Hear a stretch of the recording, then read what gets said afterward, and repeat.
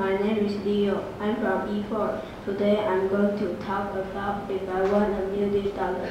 What would I be? What would I do and why?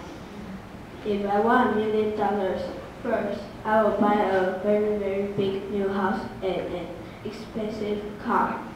Because I use because I live in a small old house and I use a cheap old car.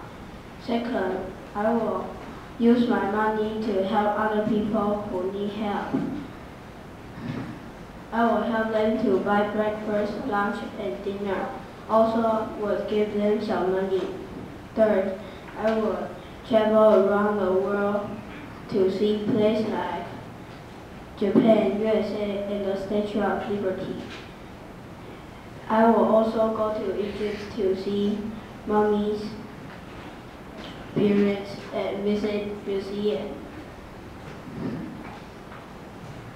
I would save some money into a bank too, so I can use it in the future. In this way, I can have a rich and happy life. Thank you very much.